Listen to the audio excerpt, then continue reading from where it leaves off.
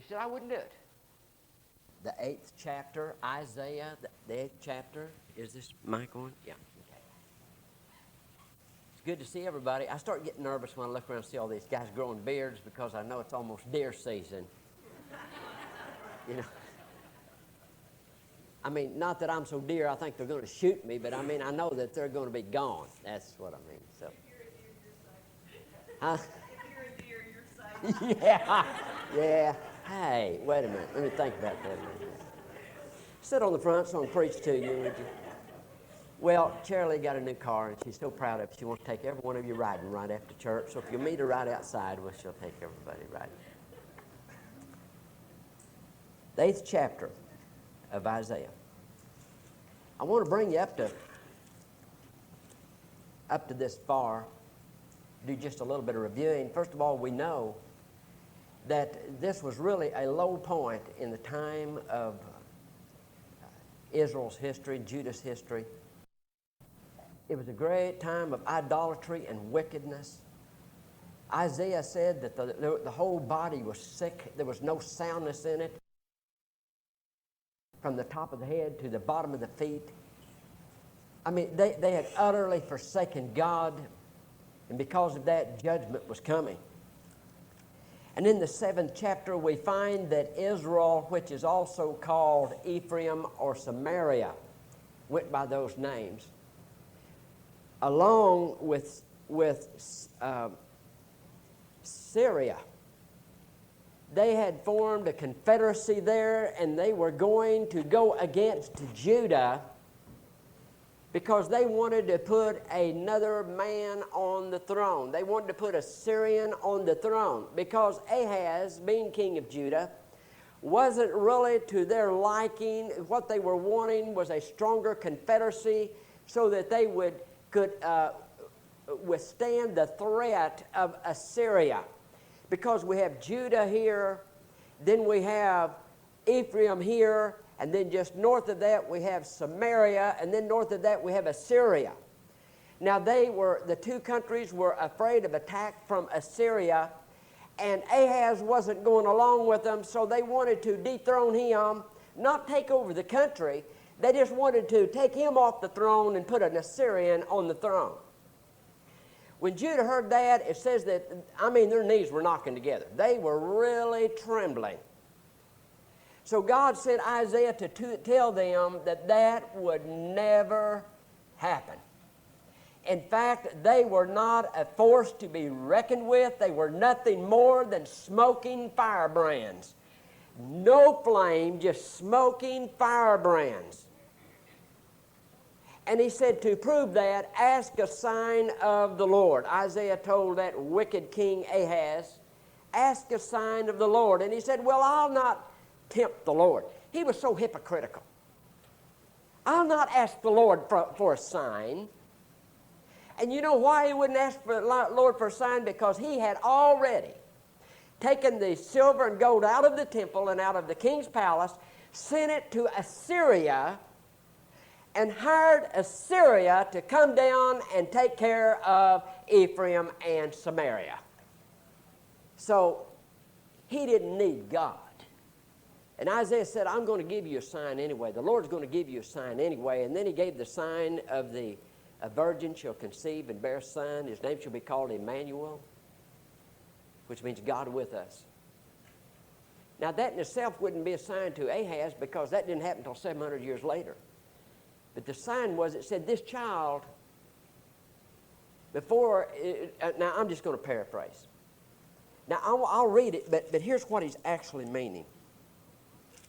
Butter and honey shall he eat, that he may know to refuse the evil and choose the good. For before the child shall know to refuse the evil and choose the good, the land that thou abhorrest shall be forsaken of both of her kings. In other words, by the time a child would be old enough to know good from evil, which is about 2 years old. Now, we know that a child doesn't know all about good and evil by that time, but we know that a child knows not to bite by that time.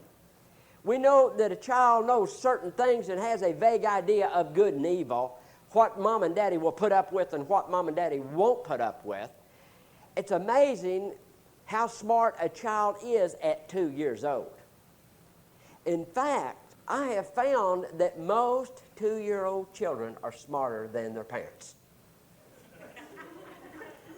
They are. They're smarter than their parents.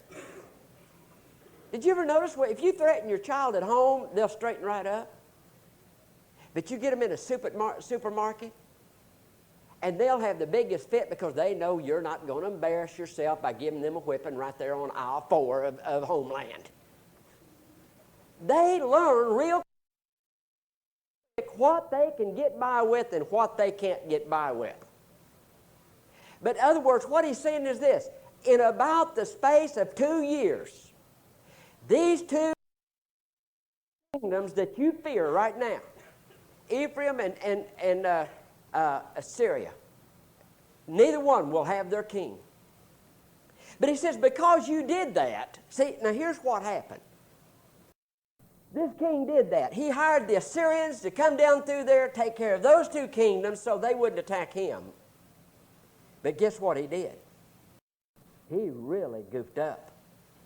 Because do you think Assyria, once they whip them, isn't going to come right on down there and jump on Judah? And that's exactly what happened. Now look at verse 8. Chapter 8. Moreover, in other words, besides all that, the Lord said unto me, take thee a great roll. Now, you would think he's talking about a scroll there, but really it isn't. It's like a plaque, kind of like a bulletin board.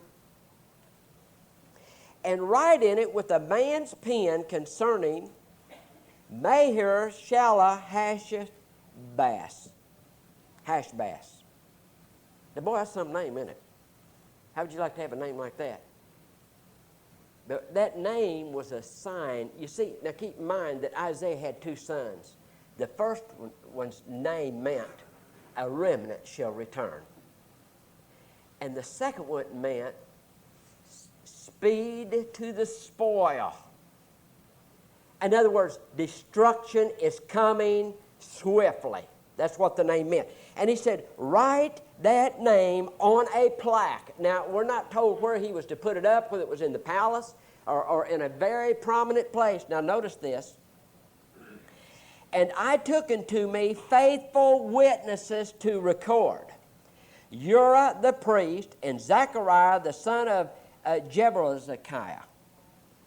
In other words, he said, now I'm writing this and I want you two well-known witnesses to witness that I'm writing this at this point in time.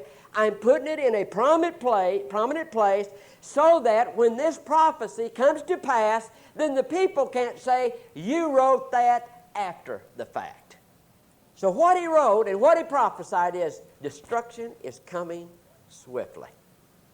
Now, Isaiah was married, and his wife was called a prophetess. Not that she prophesied, but because he was a prophet, she was known as a prophetess. And I went into the prophetess, and she conceived and bare a son. Then said the Lord unto me, call his name Maher Shala Hashbaz. For before the child shall have knowledge to cry, my father and my mother. And in Hebrew, that means it's Iva and Ima, which simply means mama, papa. What is he saying? Before the child, or by the child time, the child is about 2 years old, which coincides with the other prophecy. He's saying the same thing again, only he writes it on a tablet, puts it up where the whole nation can see that this is what he had prophesied, so that when it came to pass, the witnesses had declared, probably dated when they signed it, that Isaiah foretold what would happen. Now notice what it says. Before the child can cry, my father and my mother, the riches of Damascus and the spoil of Samaria shall be taken away before the king of Assyria. Now Damascus was the capital of Samaria. What he's saying is, before that child, or by the time that child can say, Mama, Papa, he says, this nation will be destroyed. The Assyrians will come in there, destroy Damascus, destroy Samaria, and it'll be history. Now, the former prophecy said that both kingdoms, Ephraim and Damascus, would be void of their king. So what happened when Assyria came in there, it destroyed Samaria. Just destroyed them. But they dethroned Ephraim, took the king of Ephraim, put the nation in bondage, but it didn't destroy the nation.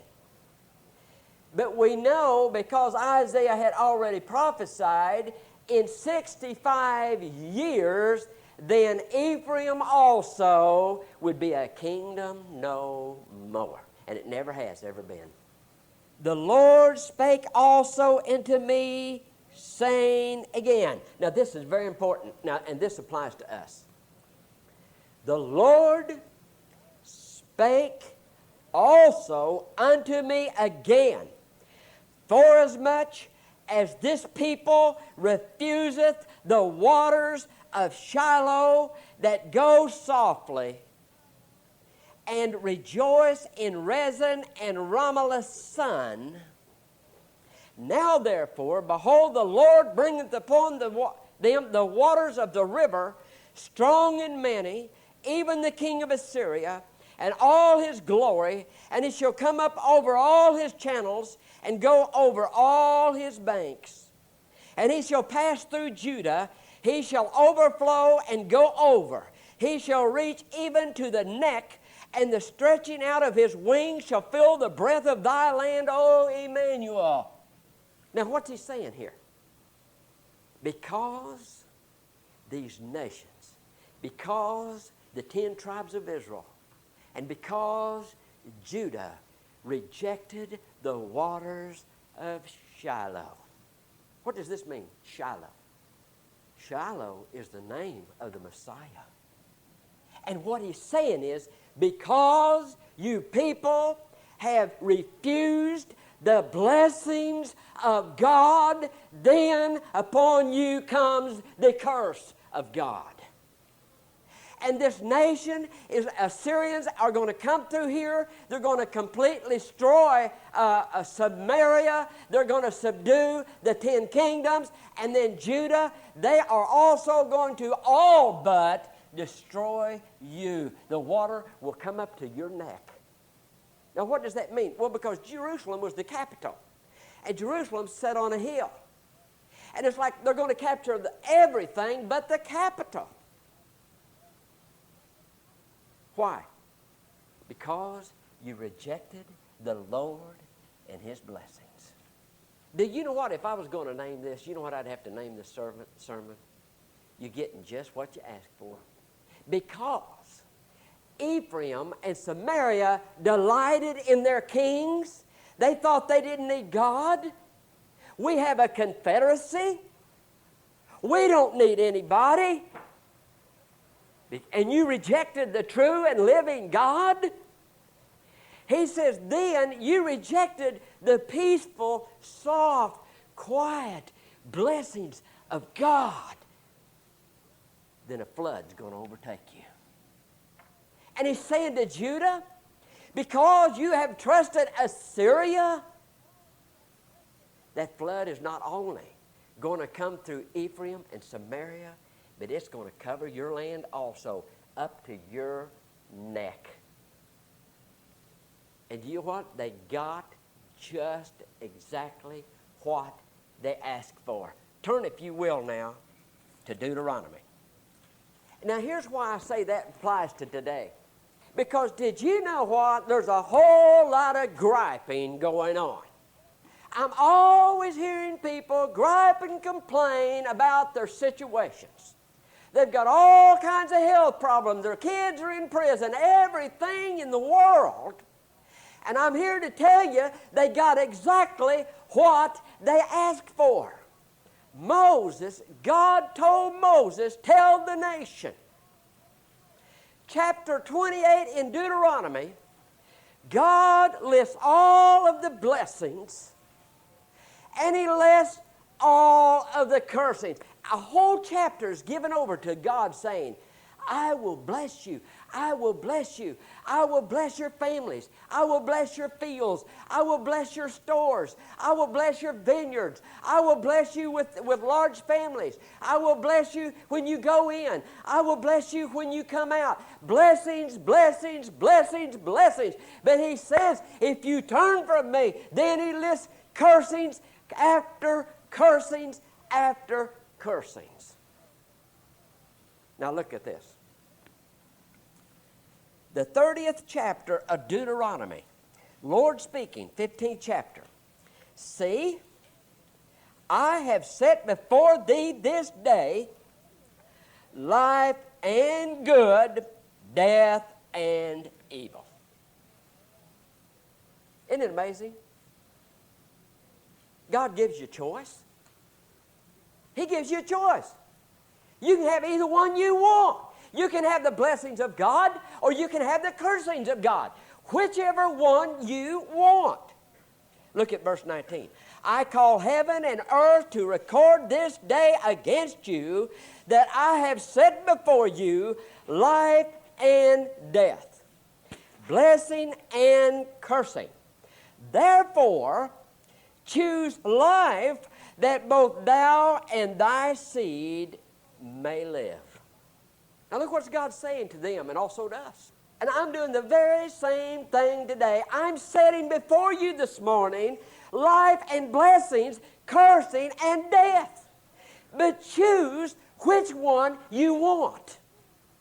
Joshua told the people, if you don't want to serve God, then serve the gods that you served in Egypt. All of those idols. God's fair. Do whatever you want to do. If you want to serve Jehovah God, serve Him. If you don't want to serve Jehovah God, you don't have to serve Him.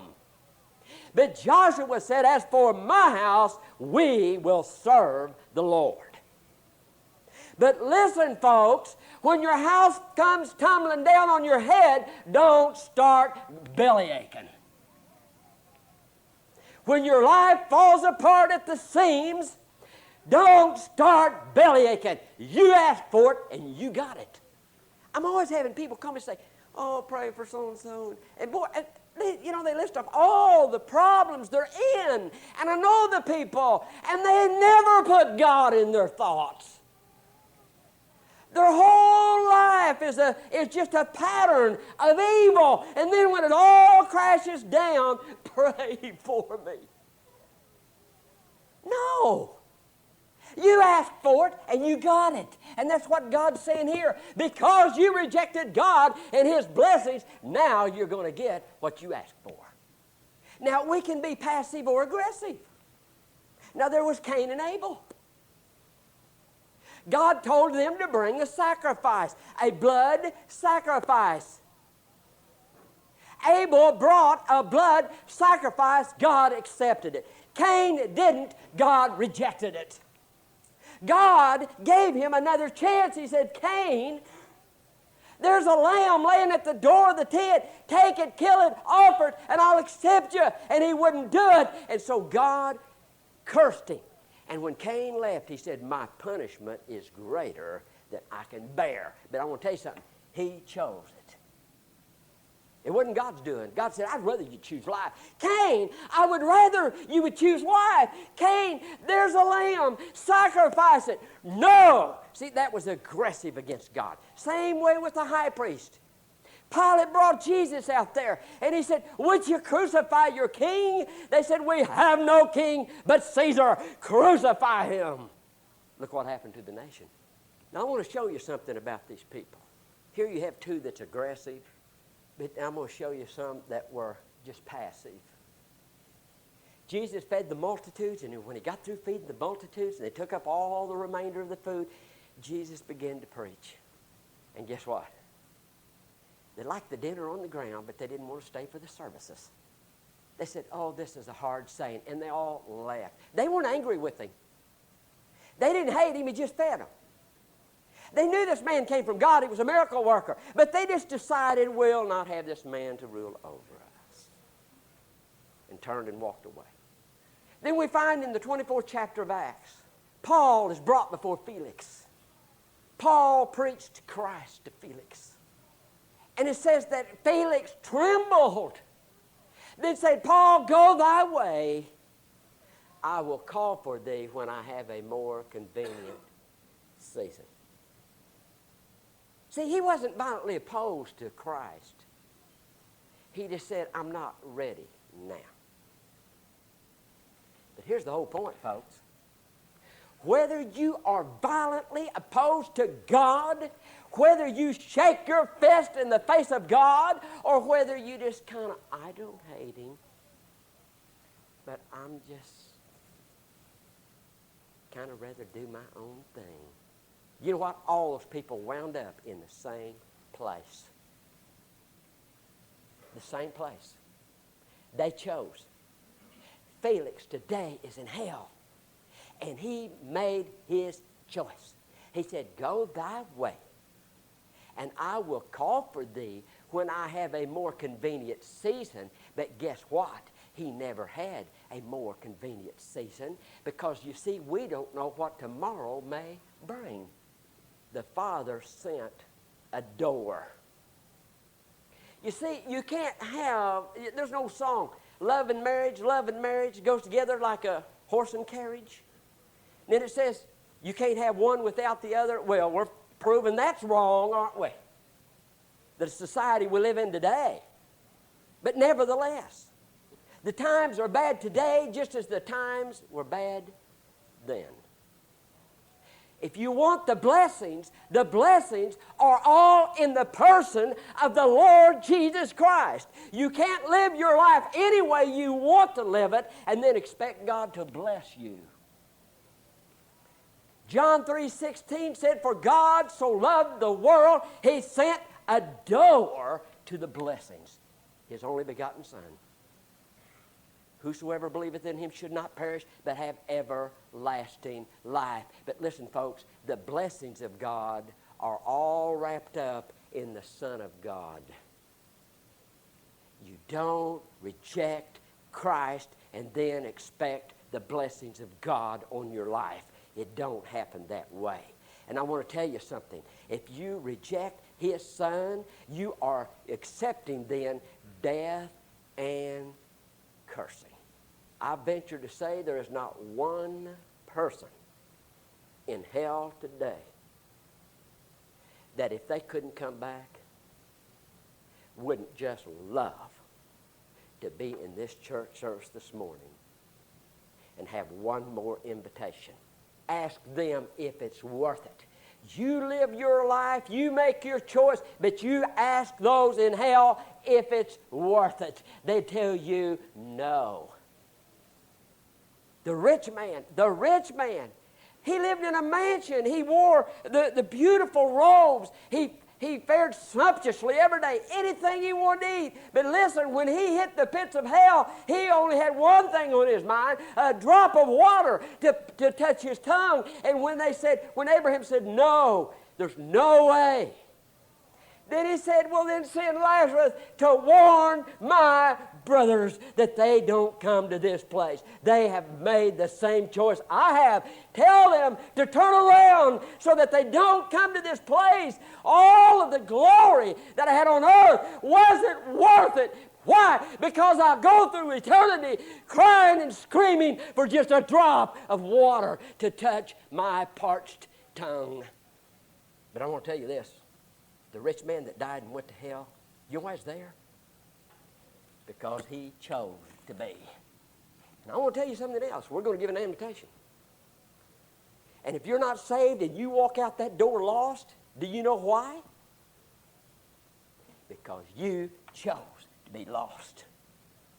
Now I want to tell you something. You can choose to be saved and you can choose to be lost, but there's some things you're not going to be able to choose. You're not going to be able to choose where you spend eternity if you make the wrong choice.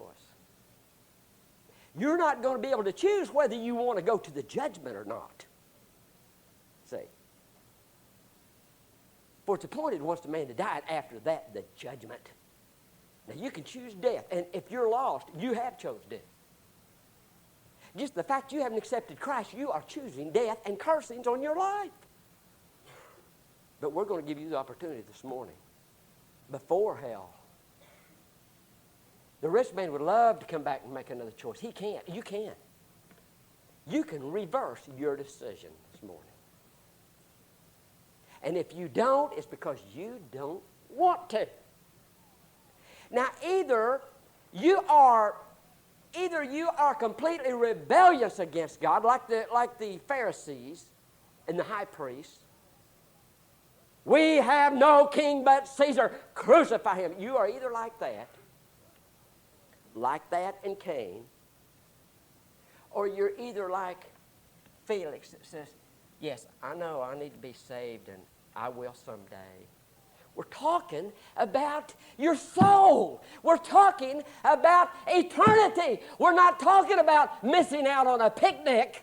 You walk out that door, you don't know that you'll live to see the sun go down. But you make the choice. I have a promise and I have a consolation in the Bible. God says if you see the enemy come and you warn them, their blood's on their own head. But if you see the enemy coming and you don't warn them, your blood is on your hands. And folks, I want to tell you something. When I stand before God, I don't intend to have your blood on my hands. Now, you might think I get a little loud, and you might think I get a little stern. That's fine. I don't want your blood on my hands. I would rather have you mad at me now than have God mad at me later. But I'll tell you one thing. If you leave lost, your blood is on your own head because I have warned you. I have warned you. If you leave lost, it's your choice. You're choosing death. You're choosing cursing. But God says, I would rather that you choose life, but nevertheless, choose. Now, some choose by walking the aisle. Some choose by just not doing anything. They're just going home. Let's stand. But did you know that every one of you are going to have to make a choice? Every one of you are going to have to make a choice. I'm not saying everyone's got to walk up this aisle. I'm saying everyone's got to make a choice. If you're lost now and you walk up this aisle, you've made a choice. You've chose to turn around, accepted Christ and His blessings. But if you stand there and walk out lost, you've made a choice. Don't blame me and don't blame God. God has done all that He could to save you. And do you know what He says? What more could I have done? What more could I have done? I sent my Son to die for you.